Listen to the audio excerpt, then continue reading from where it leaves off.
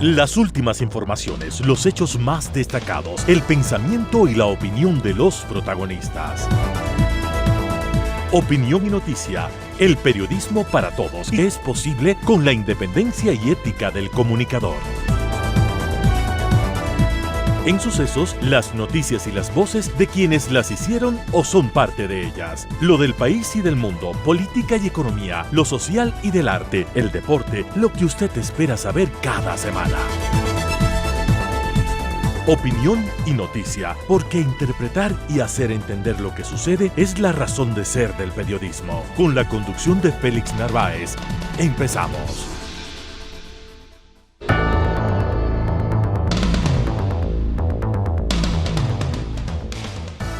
Amigos, muy buenos días, gracias, ¿cómo están ustedes? Nosotros acá dispuestos y listos para ofrecerles los mejores invitados, el mejor material periodístico para que finalmente usted saque las mejores conclusiones.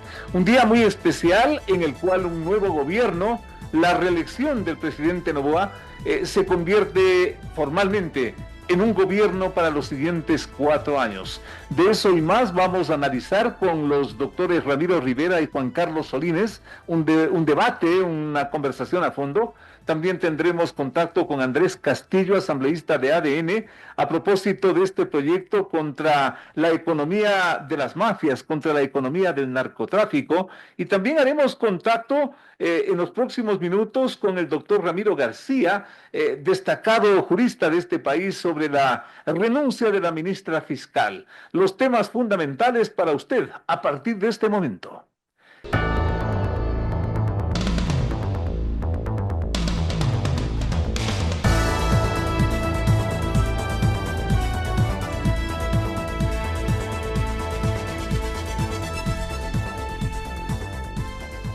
Como una prueba de fuego que apunta en varias direcciones, se perfila la posible ley para desarticular la economía de las organizaciones criminales, enviada por el presidente Noboa a la nueva asamblea.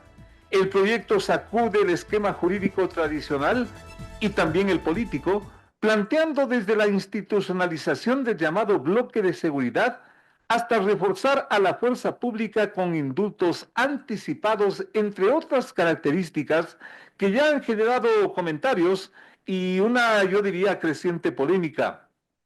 Una situación que en algún momento va a tener que medirse a través de lo fundamental que constituye la Asamblea. Los votos para una aprobación, para una reforma, para una resolución en torno a todo esto.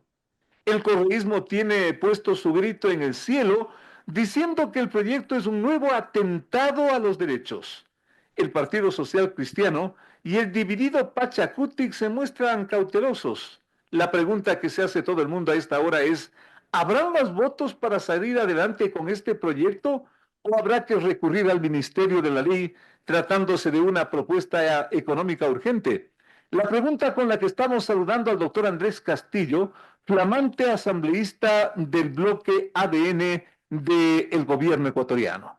¿Habrán los votos, doctor? ¿Qué habrá que hacer frente a esto? ¿Habrá que reformar hasta dónde esa propuesta?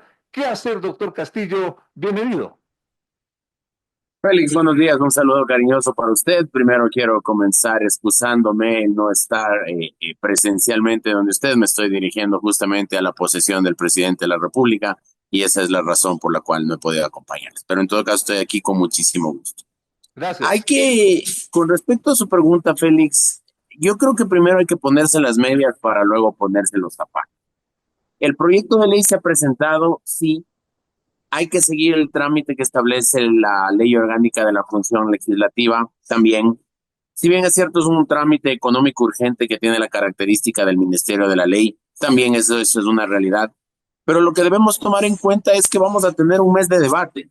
Y en ese mes de debate se puede ir perfeccionando, regulando, matizando, arreglando, lo que haya que hacer para poder tener un proyecto de ley que cumpla con el objetivo de asfixiar a la economía criminal. Ese es el principal objetivo del proyecto de ley. Por eso es económico urgente, porque cuando nosotros hablamos de las economías criminales, estamos hablando de esa economía que bajo subterfugios se encuentra presente en la economía, pero que no se encuentra regulada, que no se encuentra controlada, que no está bancarizada, que no está declarada en el Servicio de Rentas Internas y que es elemento suficiente para que la mafia y los grupos de delincuencia organizada, con esos mismos recursos que provienen de la vacuna, del secuestro extorsivo, del asesinato por encargo, sigan haciendo más daño a la sociedad ecuatoriana. Por lo tanto, lo que le puedo decir en un primer momento es, los votos llegarán en el momento oportuno. Ahora preocupémonos de ir perfeccionando el proyecto para que sea algo que cumpla con el objetivo principal, que es justamente el dejarle sin recursos a la mafia para que no siga haciendo daño. El objetivo sin duda es positivo, yo diría hasta un objetivo de gobierno. Sin embargo, doctor, estos 77, 78 votos, quizás 80 votos, ¿están enterados o estaban enterados de todo lo que se pretende con este proyecto? El proyecto de ley económico urgente es una característica fundamental y una prerrogativa exclusiva del presidente de la República. Es decir, no es como los otros proyectos ordinarios, digamos que inclusive para ser presentados requieren firmas de aprobación, firmas de respaldo de otros parlamentarios. Es decir, cuando uno sigue el órgano regular ordinario para aprobar ordinariamente una ley, prepara el texto con la exposición de motivos, con los antecedentes, con los considerandos y el cuerpo mismo del proyecto de ley, y se tiene que reunir un mínimo de al menos 14 firmas de asambleístas para que ese proyecto de ley pueda entrar a calificación dentro del CAL. Eso no sucede con los proyectos económico urgentes. Los proyectos económico urgentes simplemente ingresan en razón de la calidad de colegislador que tiene el presidente de la República. Por lo tanto, el texto fue conocido ya en el momento en que ingresó a través de recepción de documentos y obviamente para la socialización de los demás compañeros asambleístas se lo ha distribuido a través de los canales oficiales de la Asamblea. Estas nuevas figuras jurídico-penales que se están planteando, por ejemplo, el juzgamiento rápido a través de jueces y fiscales especializados, entre otras novedades, ¿cree usted que finalmente pasen este sedazo legislativo, doctor? Uno de los principales problemas que tiene ahora mismo la sociedad ecuatoriana, Félix, es aquello que la policía se queja tanto. Se hacen operativos, se ataca a la delincuencia organizada, se detiene a los delincuentes, se los lleva a manos de los jueces y los jueces los sueltan a los 5 minutos. Es decir, este esfuerzo resulta inclusive muy poco eficiente porque, claro, inclusive se pone en peligro la vida de nuestros uniformados para realizar los operativos, los combates en calle, los combates en caliente. Se los entrega a los jueces y los jueces los sueltan. Y claro, muchos de ellos dicen que se suelta a los delincuentes porque la norma así les exige. Y es que en efecto la norma penal es así de garantista, Félix. La norma penal dice que si es que un delincuente no es juzgado a las 24 horas de haber sido capturado en flagrancia, inmediatamente tiene que salir. Dice la norma también que si es que el delincuente es capturado en flagrancia y es juzgado, y se le encuentra indicios de responsabilidad en la comisión de un delito, en último de los casos se le tiene que meter preso, es decir, es de última ratio la prisión preventiva y se le tiene que poner un montón de medidas sustitutivas. Entonces la policía dice, ¿qué ganamos arriesgando la vida si los jueces le sueltan? Y los jueces tienen la alcahuetería de decir, sí, es que la norma me exige. Por lo tanto, aquí lo que se está buscando es generar un procedimiento distinto que permita poder dar un tratamiento especial a todos aquellos que forman parte de los GDOs. Este tratamiento y a manera de conclusión, doctor, que está de alguna forma observando, quizás recibiendo el correísmo y que ya ha creado los primeros incidentes en las sesiones de la Asamblea, esto de prácticamente aislarles y no tener la palabra a ese sector político, de alguna forma crea las condiciones para un acercamiento y que esto pueda salir adelante. Son las preguntas que algunos sectores se hacen, doctor. Yo espero que el proyecto de ley planteado por el presidente de la República tenga 151 votos, porque esto no es una cuestión de la bronca entre las bancadas políticas. Esto es un tema de acudir al rescate de la sociedad ecuatoriana y su seguridad y la vida de las personas y la protección de sus bienes. Y claro, eso va más allá de las ideologías políticas y de los partidos. Yo espero sinceramente que el correísmo entienda que nosotros como nueva asamblea, como una asamblea distinta, debemos resolver los problemas de la gente y no entramparnos en los problemas políticos. Ahora, con respecto a lo del pedido de la palabra y ese tipo de cosas que se han venido quejando, esto es un tema de cumplir los procedimientos y de cumplir la ley. En estos días, salvo lo que sucedió el pasado día miércoles, sí, miércoles, en donde tuvimos la sesión para analizar el proyecto de ley de defensa de los consumidores, en este debate ya pudieron expresarse los asambleístas del correísmo para dar las observaciones en torno a ese proyecto de ley, porque obviamente estábamos dentro de un debate legislativo y lo lógico es que se abra el micrófono para todos los sectores y tuvimos un debate extremadamente enriquecedor. Es decir, estuvimos trabajando para poder entregarle al país un proyecto de ley que proteja a los consumidores de los abusos de ciertas empresas de distintos aspectos, ¿no? Empresas aéreas, líneas aéreas, empresas funerarias, empresas de vacaciones, etcétera. Y ahí ellos pudieron participar. Pero en las otras reuniones, Félix, en cambio, lo que se hizo fue dar mociones para nombrar a las autoridades de la Asamblea, mociones para conformar el comité de ética, mociones para conformar la comisión de enmiendas constitucionales y finalmente lo que pasó el miércoles, que yo mismo lo hice en persona, se presentó la moción para generar una resolución que acepte la renuncia de la señora fiscal general del Estado. Entonces, en esas mociones, lo que dice la norma es que se la tiene que presentar por escrito y de manera verbal. Y adicionalmente, el presidente de la Asamblea es quien tiene la facultad de dar la palabra como él crea conveniente. Entonces, si se presentaron mociones designando nombres para que esos nombres sean sometidos a votación, yo no sé de qué debate estaban queriendo participar. El Ministerio de la Ley, a manera de conclusión, doctor, podría ser el recurso final para que proyectos como este entren a regir. Yo espero que no, Félix, y en realidad es una posición muy sincera de mi parte y por supuesto de quienes conformamos el bloque de ADN, ¿no es cierto? Lo importante es el poder perfeccionar los proyectos de ley. Acuérdese usted que lo que dice la norma es que el Ministerio de la Ley se aplica de manera tan rigurosa que el proyecto de ley pasa a ser ley de la República sin ninguna corrección, sino como mandó el presidente de la República. Entonces aquí nosotros, por supuesto que queremos abrir el debate, por supuesto que queremos escuchar a la sociedad civil, a los gremios, a la academia, a las otras bancadas políticas, para perfeccionar el proyecto y tener algo que en realidad cumpla con las expectativas del pueblo ecuatoriano. Lo otro sería que se aplique una norma que ingrese por la simple iniciativa del Ejecutivo y por supuesto nosotros estamos siempre abiertos para que eso se evite en la mayor medida posible. Gracias, doctor Andrés Castillo. A nombre de nuestros oyentes, veamos qué ocurre. Veamos qué ocurre. Esto recién empieza, doctor, y será momento más adelante de volver a consultar su criterio. Doctor Castillo, hasta la próxima. Muy amable. Hasta la próxima, Félix. Un buen sábado para ustedes. Disfrutemos de este 24 de mayo y acordémonos de nuestros próceres también. Un abrazo. Doctor Castillo, hasta la próxima. Muy amable. Volvemos con más. Hasta luego. Gracias. Entrevistas importantes que tú quieres escuchar. La mejor información, la más grande opinión. Periodismo de verdad. Con Félix Narváez.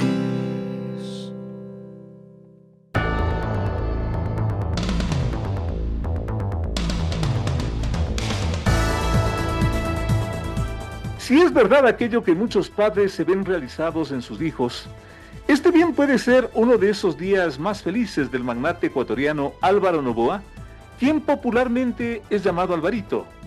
Esta mañana su joven hijo Daniel recibe por segunda vez la banda que simboliza el poder como presidente de la República.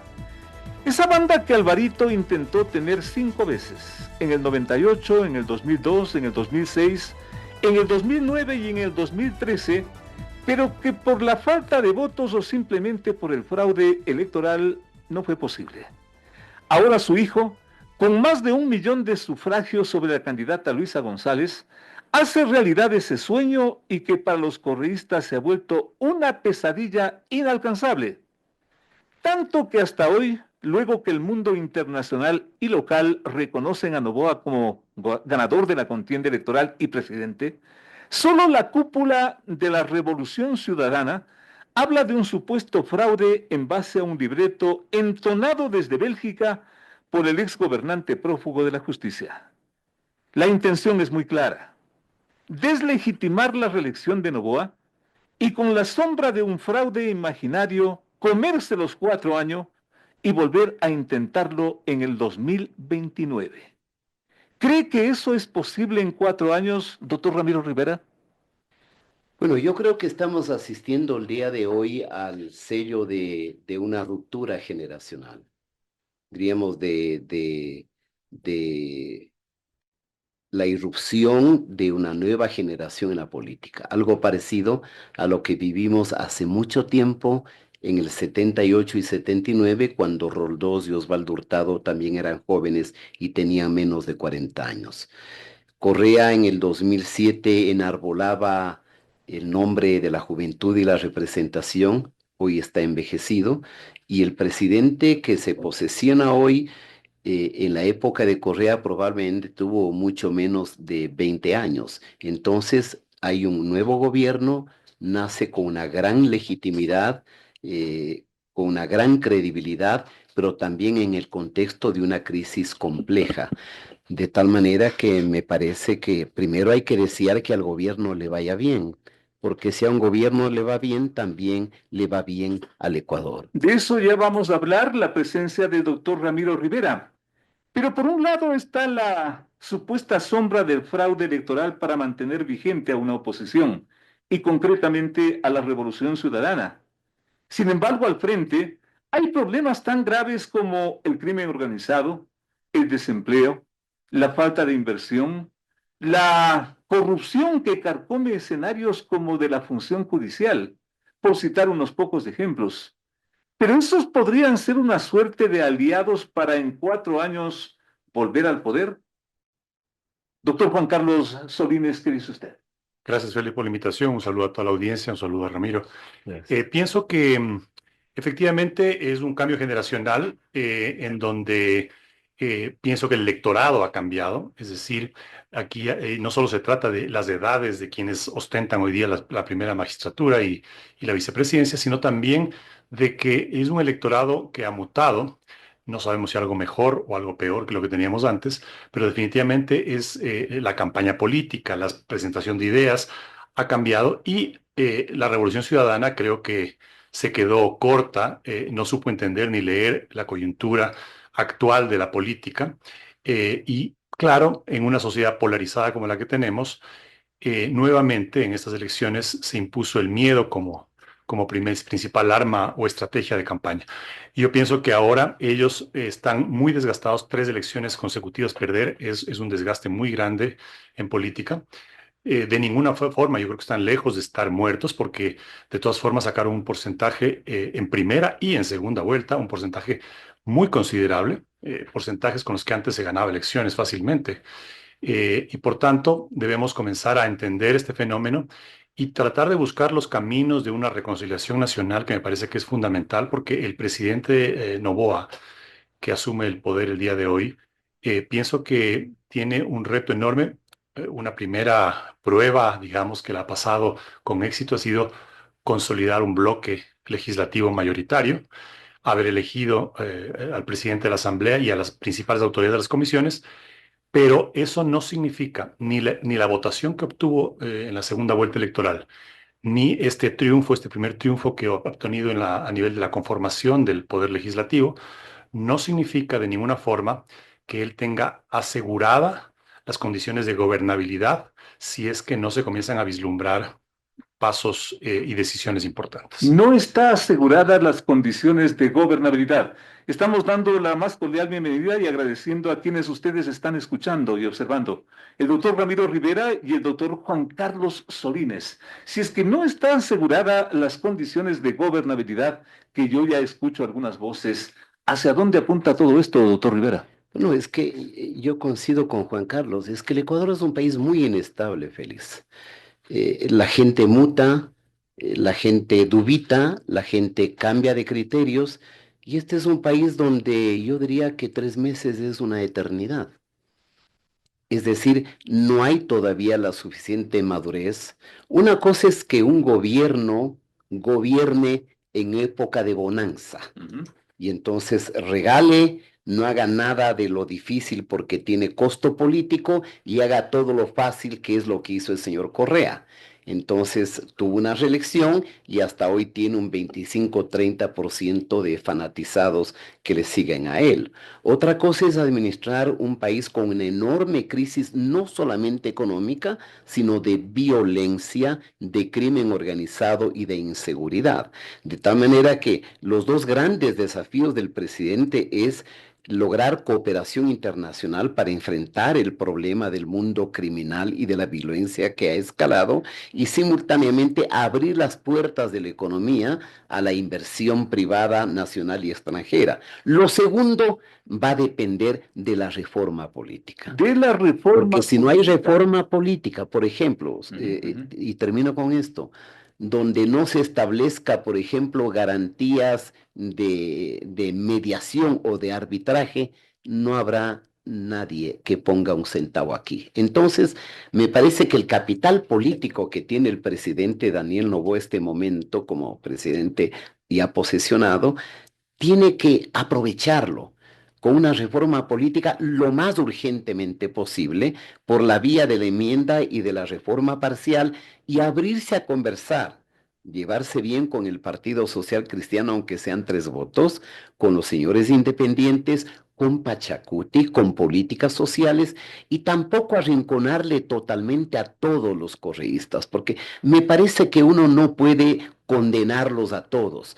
Y yo estoy seguro que dentro del correísmo sí hay gente que le preocupa el país, que ama el país, y otros obviamente que lo único que quieren es la impunidad. Una reforma política de lo cual también ya se escuchan voces, yo diría reclamos, la necesidad de la reforma política.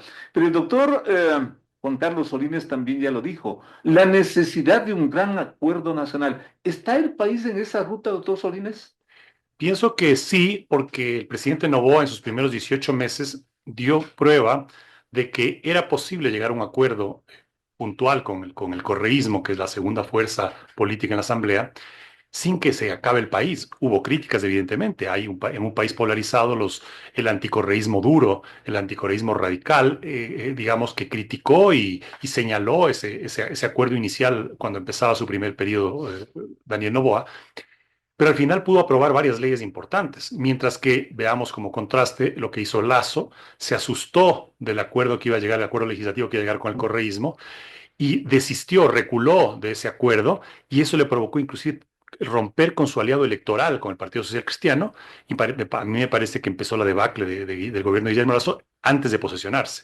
Es decir, el haber pactado con Pachacuti, haber puesto a la señora Yori en la presidencia de la Asamblea, fue el inicio del fin del gobierno de Lasso. Entonces, ahora, en esta lógica de reconciliación nacional, pienso que debe ser una lógica de reconciliación bajo un esquema programático muy claro, en donde sí, seguramente habrá que negociar, digamos, con el correísmo ciertos espacios, pero tiene que ser para desactivar de alguna forma las bombas de tiempo que tiene el país, más allá de la crisis multisistémica que ustedes han mencionado, del crimen organizado, la violencia, el problema económico, el déficit fiscal de 18.000 millones de dólares.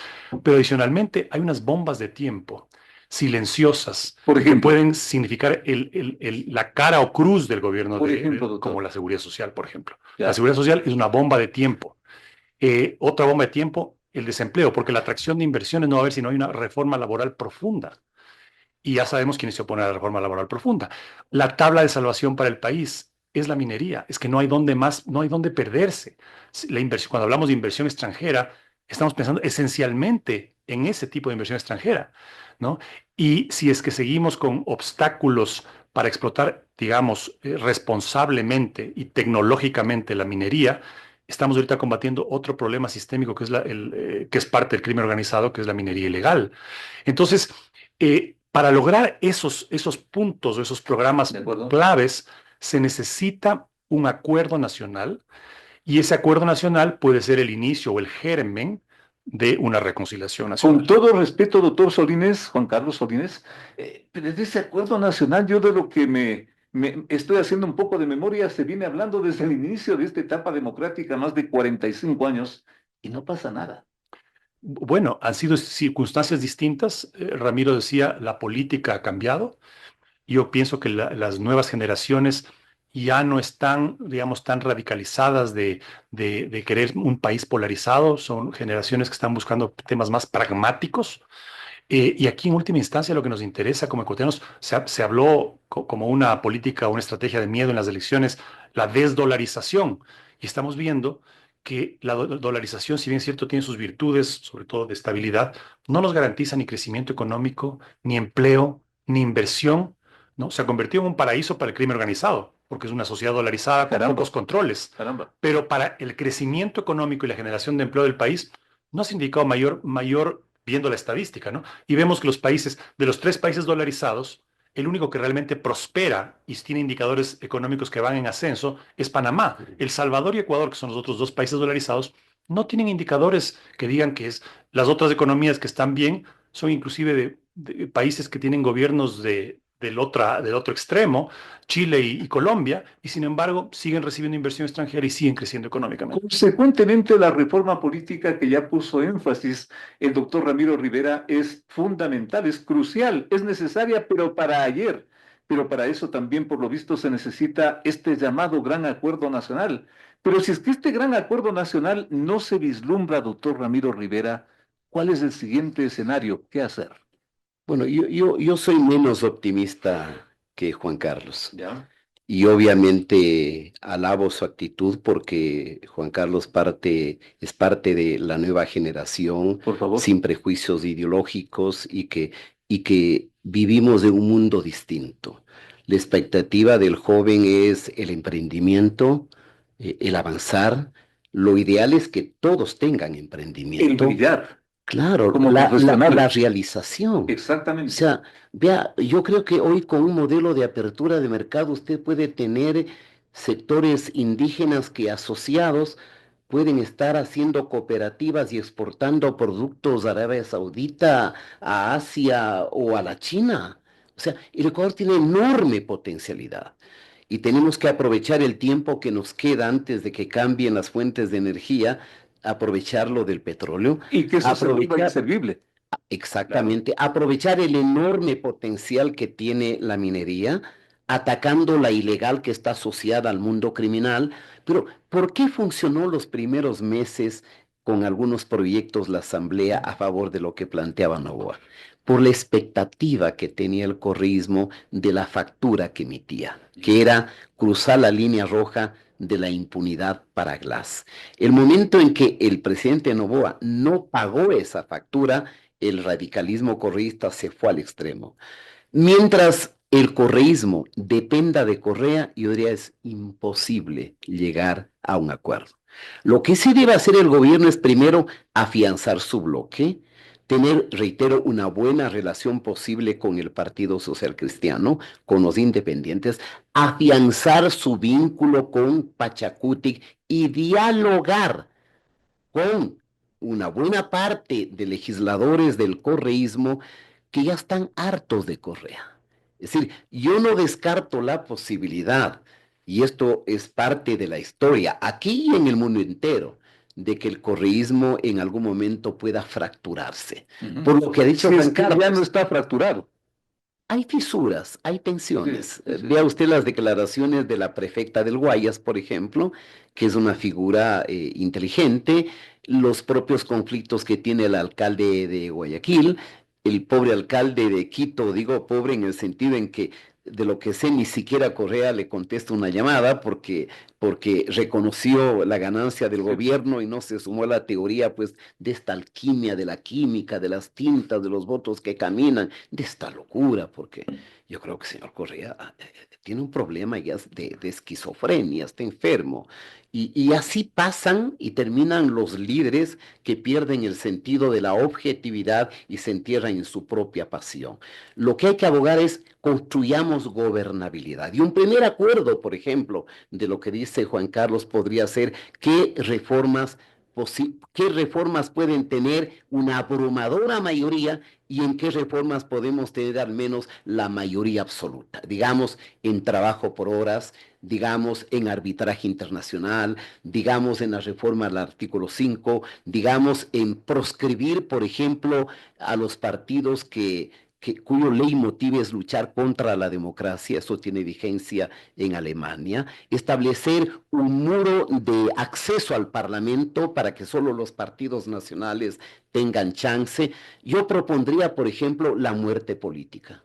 ¿Qué significa eso? ¿Qué significa? Que todo aquel procesado y condenado por actos de corrupción quede inhabilitado de por vida para el ejercicio de una función pública y también para el ejercicio de la función representativa. Es decir, no hay mucho que inventarse. Hay cantidad de ideas que están en las constituciones que funcionan.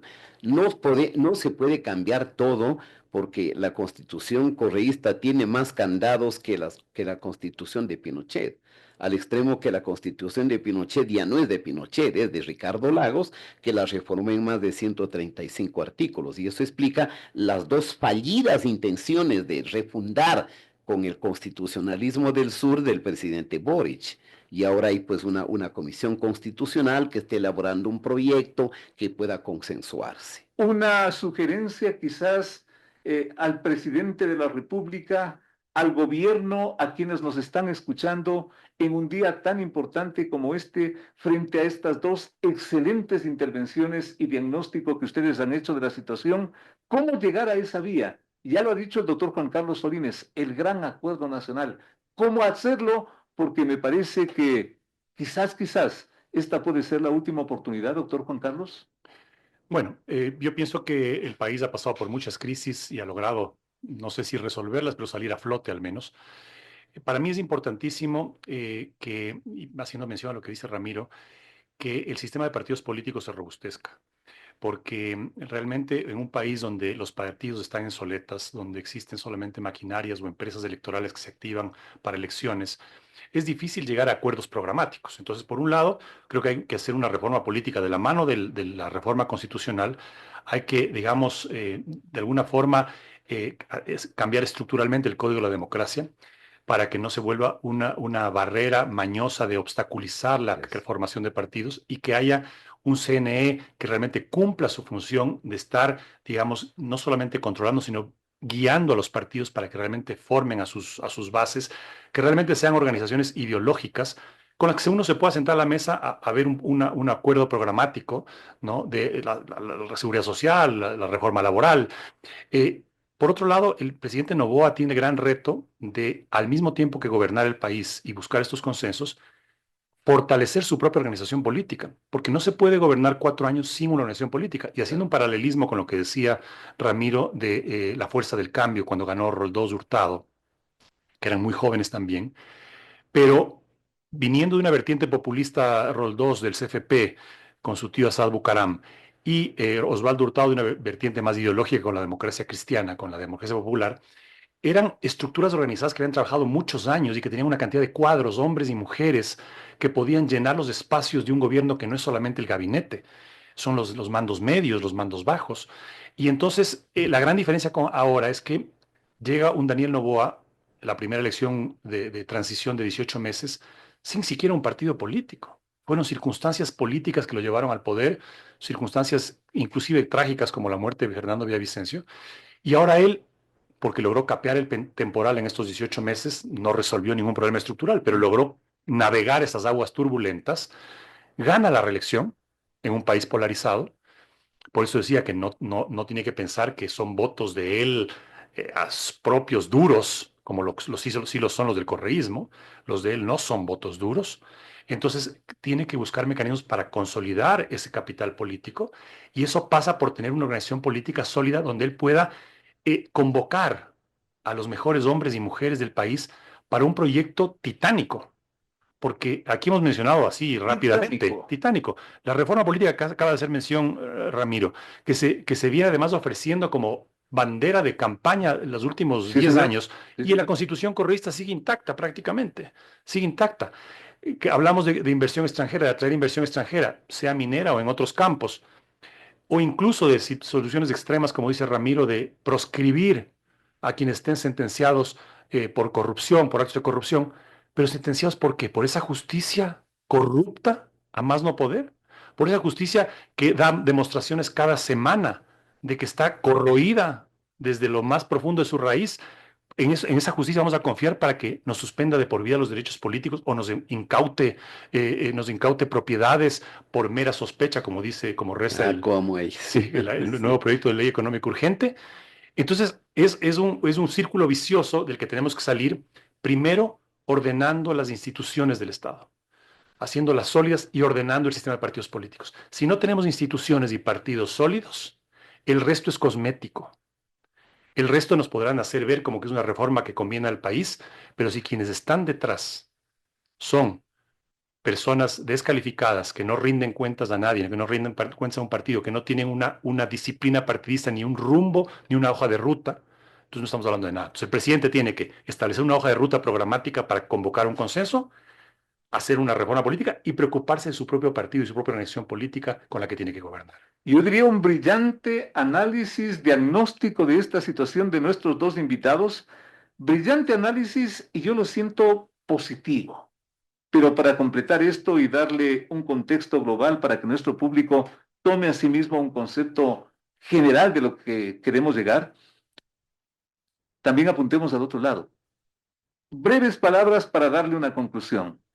Si es que así están las cosas, doctor Ramiro Rivera, ¿qué le preocupa? La legitimidad de los gobiernos se seca de la misma manera que se seca la ropa húmeda que el pobre lo pone en el alambre ante el sol calcinante. La credibilidad no dura mucho, más cuando en las democracias el que gana en la segunda vuelta gana por un voto en contra de quien no quiere que se gane. Entonces, el reto es hacer un gobierno bueno, ágil, eficiente, abrirse a los mejores, que no necesariamente son del partido, buscar aliados internacionales en la lucha contra el crimen organizado, la reforma al menos económica y sustantiva de la Constitución. Ahí simplemente un paréntesis para Juan Carlos. En la consulta plebiscitaria del 4 de febrero del 18 ya está aprobado lo que estoy planteando.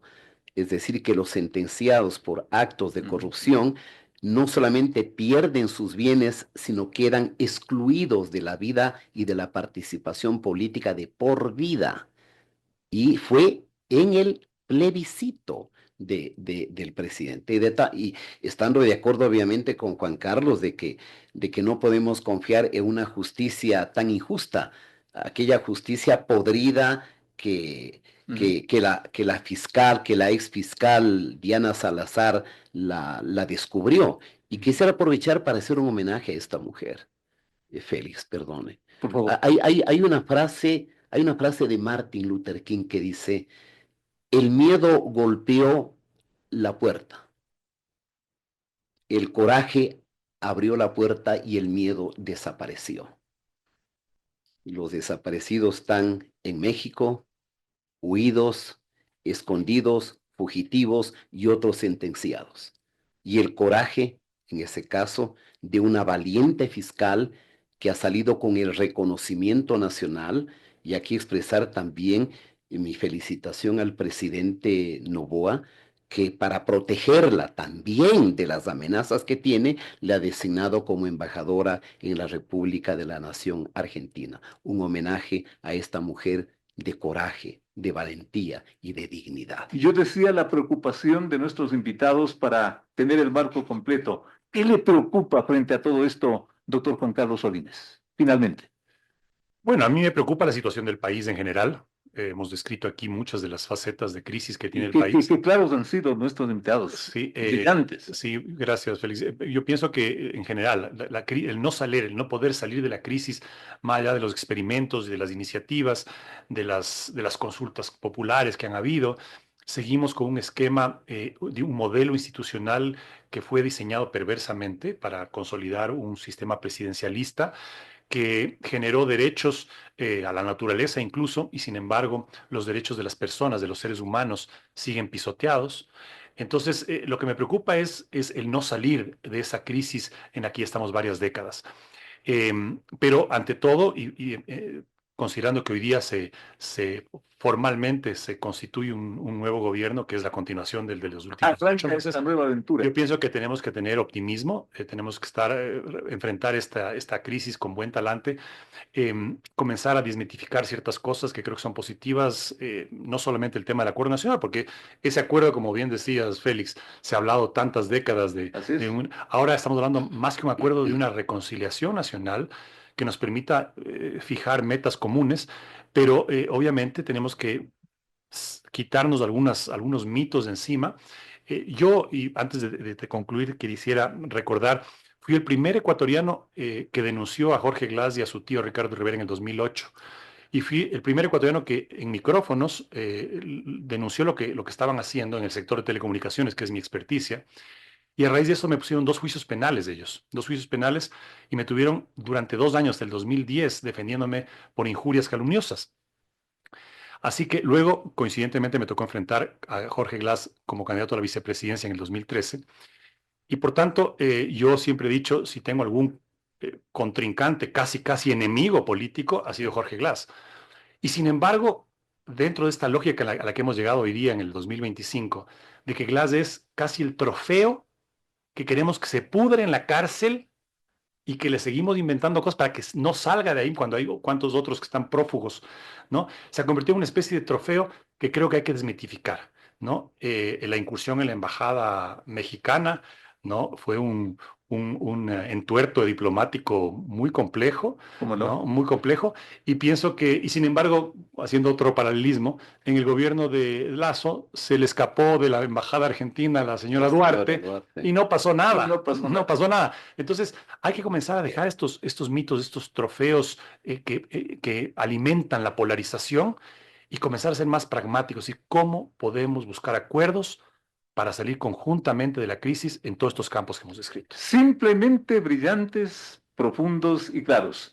Ramiro Rivera, Juan Carlos Solines, gracias a nombre de nuestros oyentes y, por qué no decir, gracias a nombre del país.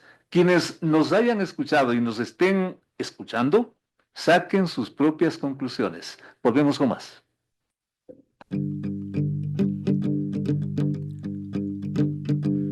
Llegó el fin de semana y tú te puedes informar con periodismo independiente, el que le gusta a nuestra gente es opinión.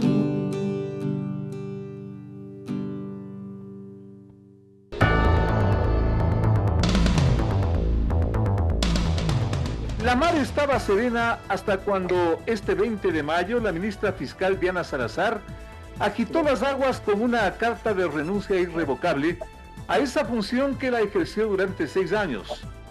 Acorde con su personalidad, el mensaje final resume la tragedia política que envuelve al país y que ella combatió confrontando varios casos emblemáticos cruzados por la corrupción y la delincuencia organizada.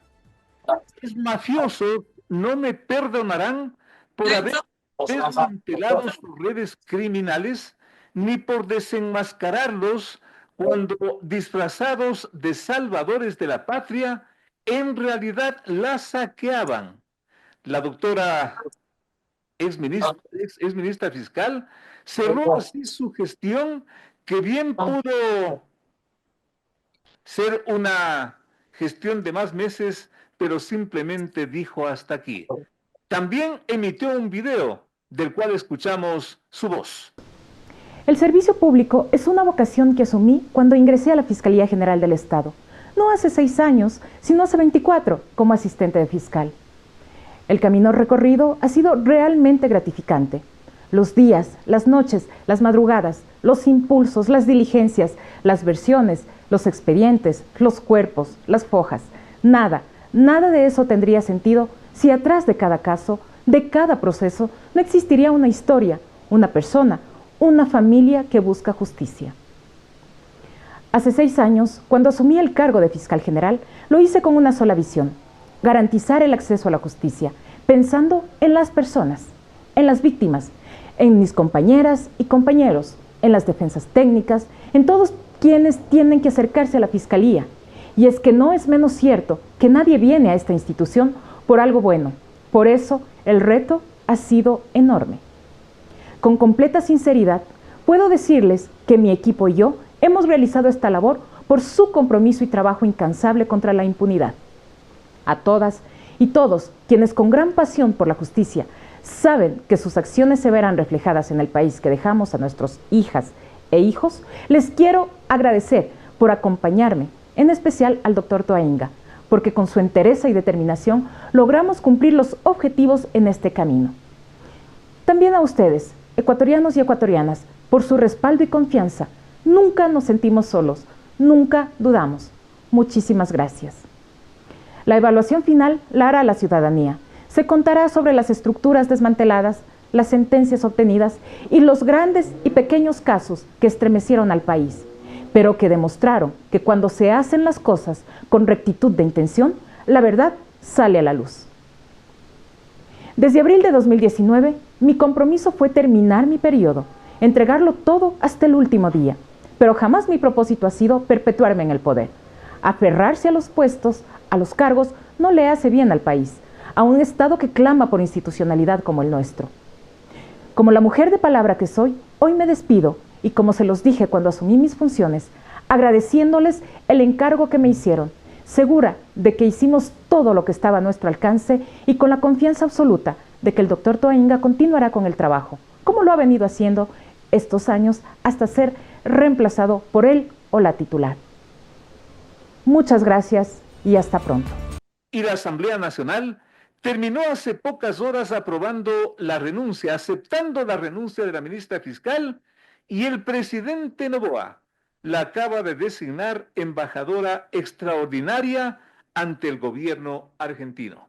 Son los antecedentes, con lo cual estamos dando la más cordial bienvenida al doctor Ramiro García, uno de los principales juristas de este país, un hombre también informado, especialmente en el plano jurídico de este país, valga la redundancia, para darnos su primera impresión de todos estos acontecimientos prácticamente de las últimas 72 horas que nos dejan sin Diana Salazar y nos dejan con temores o nos dejan con esperanzas. Doctor Ramiro García, el país lo escucha.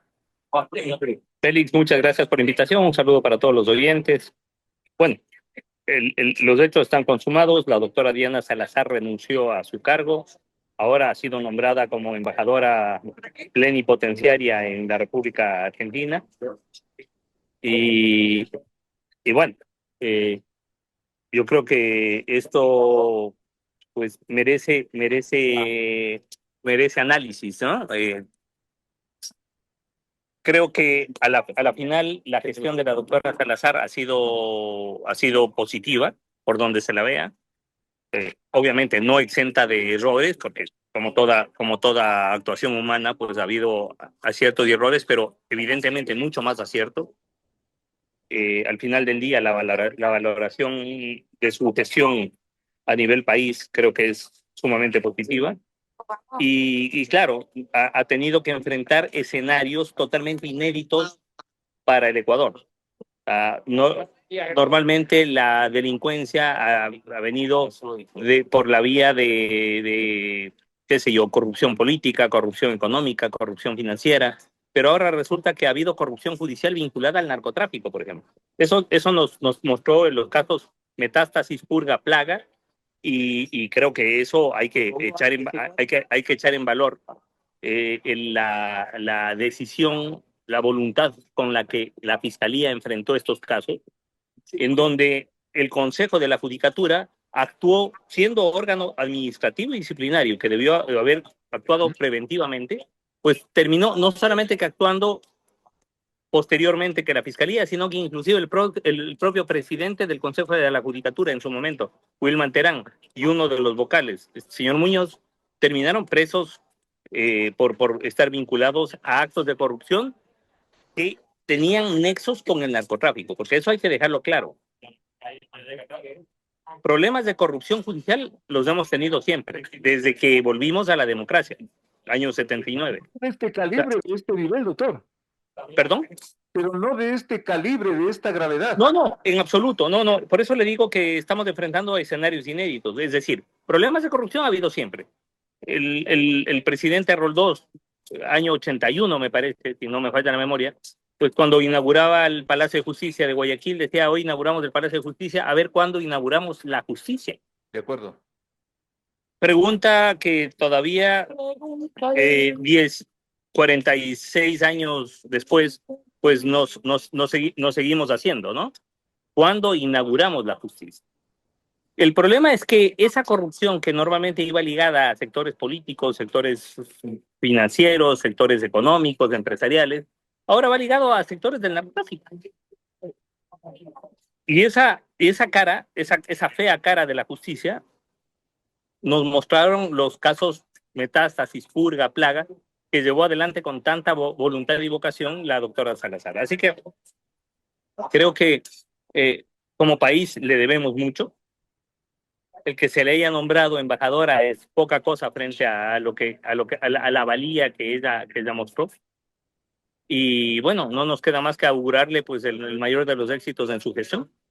El tema de la seguridad, inclusive personal y hasta familiar, el aspecto de designarla embajadora extraordinaria en Argentina, digamos en otro país, de alguna forma se entiende, pero también se escuchan ya comentarios de que allí está, se dice, el sector de la oposición, allí está la vinculación que tenía la ministra fiscal y hasta la justicia con la función ejecutiva, con el gobierno central, lo cual rompe esa característica de independencia que debería tener la justicia en el país, doctor.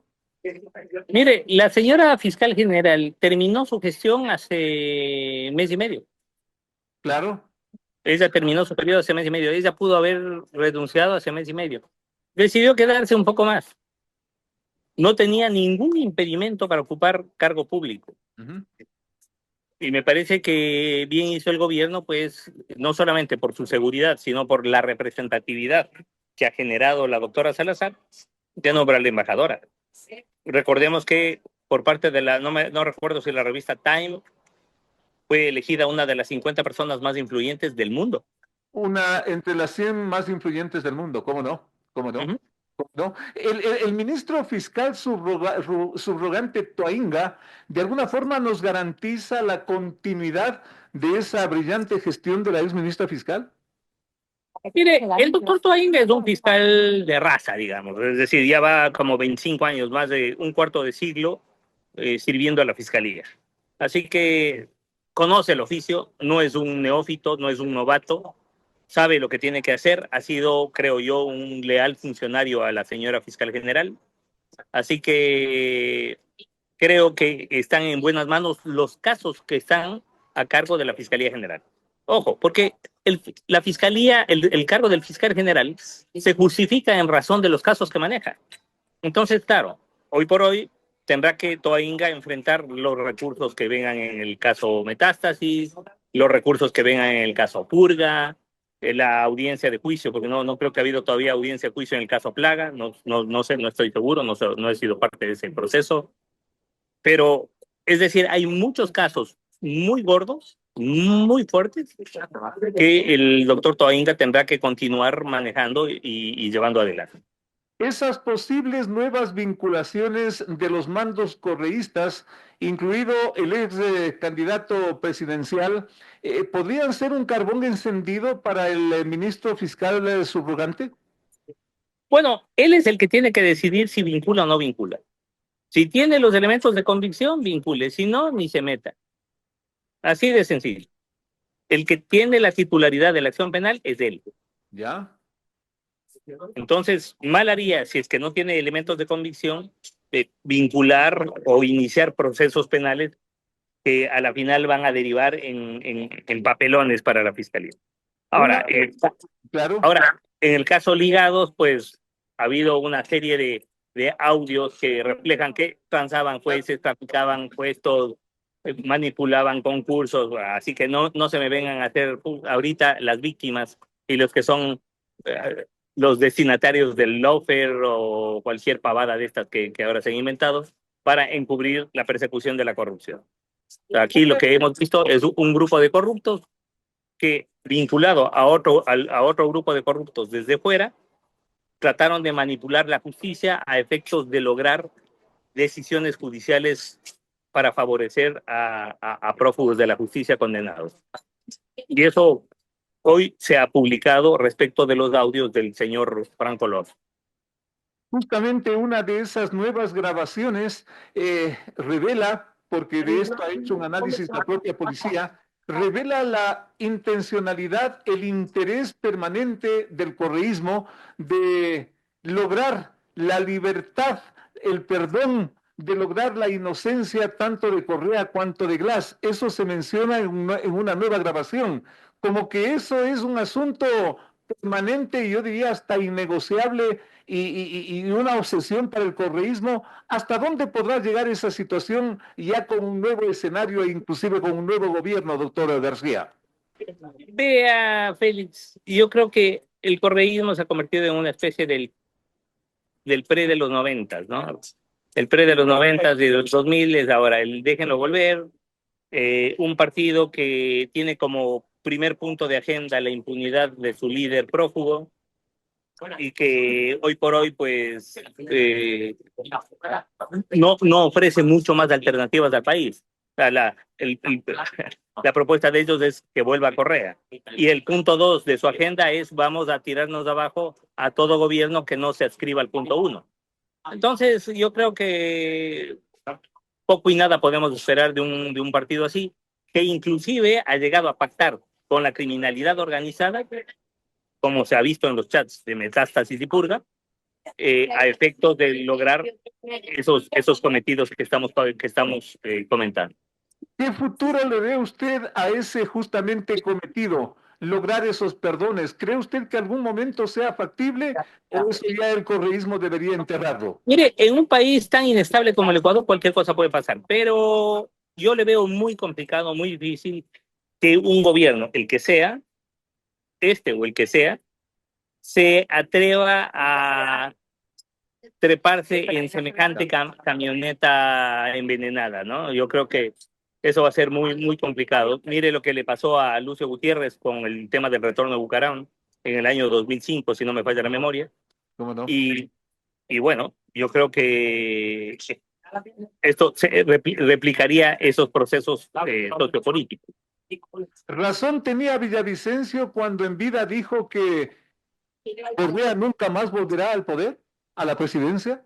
Mire, yo no sé si nunca más volverá al Ecuador. Lo que yo sí creo es que a la presidencia difícilmente va a poder regresar. Y creo que el rechazo que genera en una mayoría, una gran mayoría, pues es multitudinario, ¿no? Es más, hemos visto a candidatos muy malos ganar gracias al rechazo que genera Correa. A manera de conclusión, doctor, usted conocedor del quehacer judicial de este país, ¿qué hacer? ¿Qué hacer para que el futuro nuevo fiscal sea igual a la ministra fiscal o mejor? ¿Hay alguna fórmula para lograr eso, doctor? Sí, claro, llevar adelante un concurso transparente, eso es fundamental. Y procurar que se elijan a los mejores. Eso es fundamental. Lo fundamental. ¿Y cree usted que el Consejo de Participación está en esa ruta? ¿Está en ese camino? No, definitivamente no. Y creo que el reglamento para la designación del fiscal general es una buena muestra de que las cosas no van bien. Un reglamento que permite que alguien muy mediocre y un descalificado pueda llegar a ser fiscal general. Consecuentemente, el trabajo de la ministra fiscal que ya no es tal, que ya se fue, podría estar inclusive quedando como un buen recuerdo nada más. Vuelven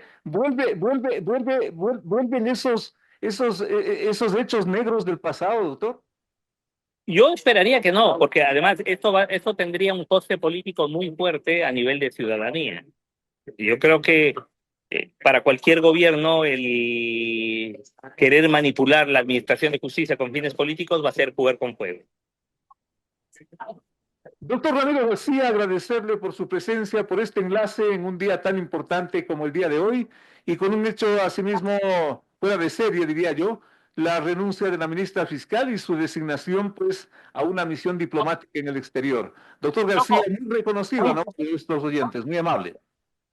Muchas gracias, Félix, y nuevamente un saludo para todos los oyentes. Gracias al doctor Ramiro García. En un momento con más. De 8 a 9, con el periodista Félix Narváez, otro aporte de Radio Sucesos a la opinión libre y enterada del oyente.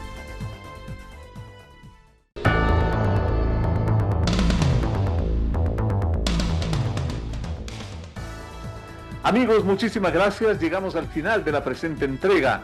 Hemos hecho, como siempre, nuestro mejor esfuerzo. Qué brillantes intervenciones de nuestros dos invitados, del doctor Ramiro García y del doctor también Ramiro Rivera y del doctor Juan Carlos Solines y desde luego del doctor Castillo, para que usted saque las conclusiones del caso en un día tan importante como este, además cívico y además feriado completo. Dios mediante, volvemos la próxima semana. Las opiniones vertidas en este espacio por la producción y dirección del programa son de exclusiva responsabilidad de sus autores y de quienes intervienen en ellos. Los personajes, los hechos, las noticias, todo tratado con independencia y objetividad. Otro aporte de Radio Sucesos para que usted se forme la mejor opinión. Volveremos el próximo sábado, de 8 a 9, con Félix Narváez.